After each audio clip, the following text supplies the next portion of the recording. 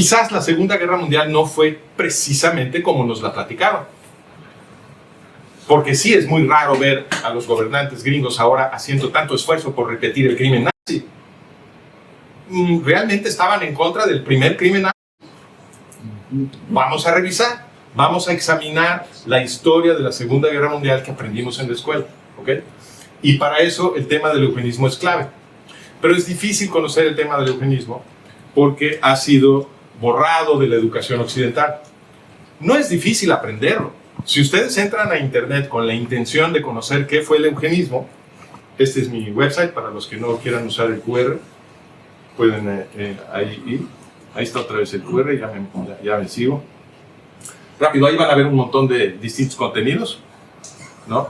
El libro que necesitan para esto obviamente es el segundo, sobre el eugenismo, pero, y tenemos también artículos sobre esto en la página web.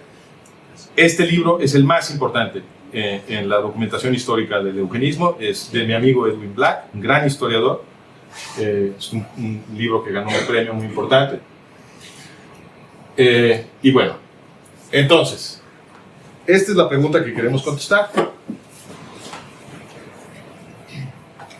El eugenismo es el tema que necesitamos porque el eugenismo es el tema que nos ayuda a ver que tiene sentido la intención que estamos descubriendo en el conjunto de políticas de los gobernantes de Estados Unidos.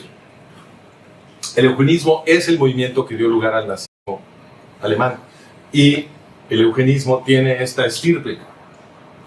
Inicia en la aristocracia británica, brinca a la aristocracia estadounidense y juntos estas dos élites de poder financian el eugenismo alemán y lo convierten en el nazismo alemán, ¿ok? Y estamos hablando de las aristocracias, es decir, de la gente que controla los órganos de poder, que todavía, en la hipótesis que yo estoy defendiendo, todavía controlan los órganos de poder y por lo tanto sus políticas todas han sido consistentes. Nos parecen inconsistentes porque nos educaron para que no veamos esto. ¿Cómo nos educaron? ¿Quién nos educó? Antes que nada nos educó Winston Churchill, ¿ok? A Winston Churchill le tocó escribir la historia de la guerra, ¿ok? Esta es su magnum opus de Winston Churchill, la Segunda Guerra Mundial. Ganadora del premio Nobel, ¿ok? Entonces, los órganos que producen el prestigio internacional, inmediatamente después de que se publicó esta interpretación de la Segunda Guerra, por el vencedor, recuerden el viejo dicho, la historia la escriben los vencedores, lo hemos estado oyendo toda la vida, ¿no? No hay mayor expresión de ese principio que ver al ganador de la Segunda Guerra Mundial escribiendo la historia de la Segunda Guerra Mundial. No puede haber expresión más pura de ese principio. Y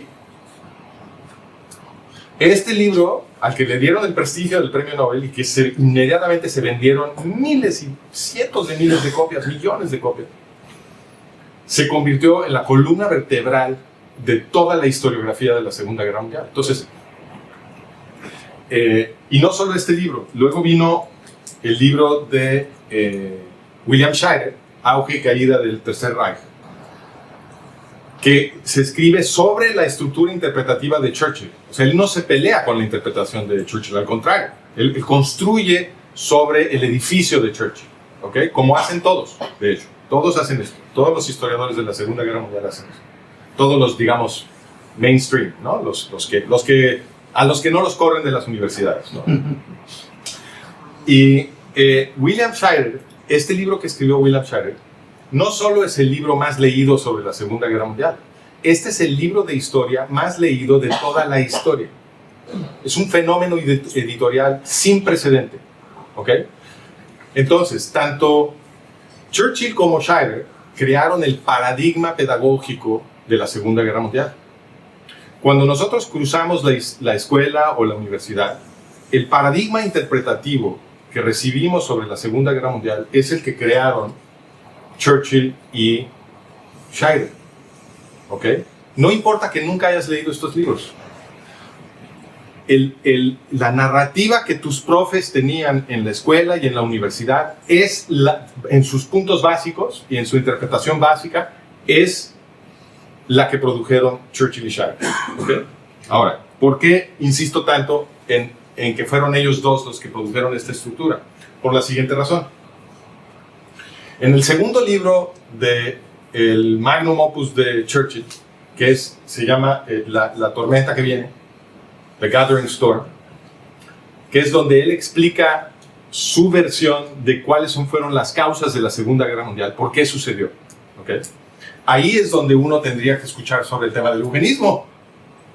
Si el eugenismo es el movimiento que produjo al nazismo alemán, y tú estás escribiendo un libro entero para explicar las causas de la Segunda Guerra, pues ahí tendrías que hablar del eugenismo muchísimo, ¿no? Como mínimo mencionarlo. La palabra eugenismo no aparece en una sola de las páginas de este libro. Como esta es la estructura pedagógica, cuando la gente cursa la escuela, prácticamente no le hablan del eugenismo. Y si por alguna coincidencia el prof sabe del eugenismo y lo menciona, no se hace ninguna liga entre el eugenismo británico y estadounidense y el nazismo alemán. Eso jamás sucede. Jamás. Tenemos el mismo problema con Scheiner. El libro de Scheiner es muy grande, son, si mal no recuerdo, 1250 páginas.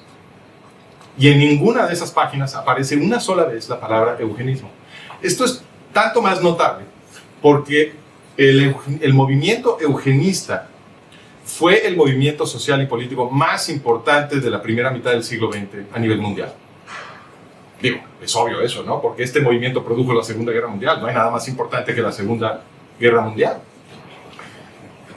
Entonces, no hay nada más importante en la primera mitad del siglo XX que el eugenismo. Y este es el movimiento que ya nadie conoce. Lo tuvo que rescatar del olvido Edwin Black en el año de 2003, que es cuando publicó su libro. Algunos de ustedes se están enterando por primera vez del eugenismo. También lo llaman eugenesia. Pero a mí no me gusta decir eugenesia porque eugenesia suena a que estás hablando de una ciencia. Y eso es justamente lo que los eugenistas quieren, porque el eugenismo es una pseudociencia. Entonces yo no los quiero ayudar. Yo nunca digo eugenesia, yo digo eugenismo porque es una ideología, es una pseudociencia, ¿no? Entonces, ¿qué sí aprendemos en la escuela? En la escuela nos dan el paradigma de Churchill y de Scheiner. Entonces la percepción que tenemos del gobierno de Estados Unidos en la Segunda Guerra Mundial es que este gobierno se fue a pelear con los nazis para salvar a los europeos, ¿no? Y liberar a los judíos que estaban siendo exterminados en los campos de muerte, ¿no? Y entonces vemos fotos como estas, con los soldados gringos llegando a los campos de muerte, etc. Y nos vamos a dormir con esta historia de los buenos y los malos, tan bonita de cómo los buenos gringos fueron a detener el holocausto y a salvar a los europeos de los nazis.